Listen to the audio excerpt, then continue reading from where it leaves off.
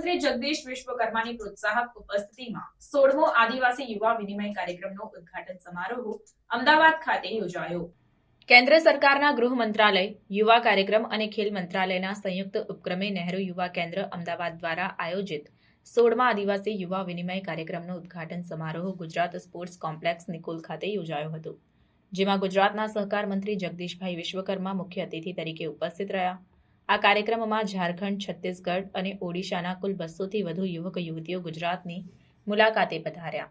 આ પ્રસંગે સહકાર મંત્રી જગદીશભાઈ વિશ્વકર્માએ યુવાનો સાથે વાતચીત કરતા જણાવ્યું કે આપ સૌનું ગાંધી, સરદાર વલ્લભભાઈ પટેલ અને દેશના યશસ્વી વડાપ્રધાન નરેન્દ્રભાઈ મોદી જેવા સપૂતો આપનાર ગુજરાતની પાવન ધરા પર સ્વાગત કરું છું. તેમણે વધુમાં ઉમેર્યું હતું કે આદિવાસી યુવા વિનિમયનો મુખ્ય હેતુ દેશના અન્ય રાજ્યના આદિવાસી યુવા મિત્રો વિવિધ રાજ્યોની મુલાકાત લઈ જે તે રાજ્યની લોકોની વિચારશૈલી, ખાણીપીણી તેમજ સંસ્કૃતિ વિશે જાણકારી મેળવી શકે છે, જેનાથી દેશની એકતા અને અખંડિતતાને વધુ મજબૂત બનાવી શકાય છે, તેમ તેમણે ઉમેર્યું હતું.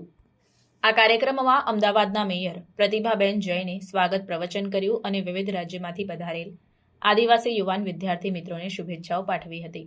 અત્રે ઉલ્લેખનીય છે કે ઓડિશા, ઝારખંડ અને છત્તીસગઢથી પધારેલા 200થી વધુ આદિવાસી યુવાન વિદ્યાર્થીઓ આવતા 7 દિવસ એટલે કે 24 જાન્યુઆરી 2025 સુધી ગુજરાતની મુલાકાતે છે. તેઓને કાંકરિયા ગાંધી આશ્રમ, Mahatma Mandir, Ahmedabad flower show, statue of unity જેવા વિવિધ સ્થળોની મુલાકાત કરાવવામાં આવશે અને ગુજરાતની સંસ્કૃતિ તેમજ વારસાથી પરિચિત કરાવાશે.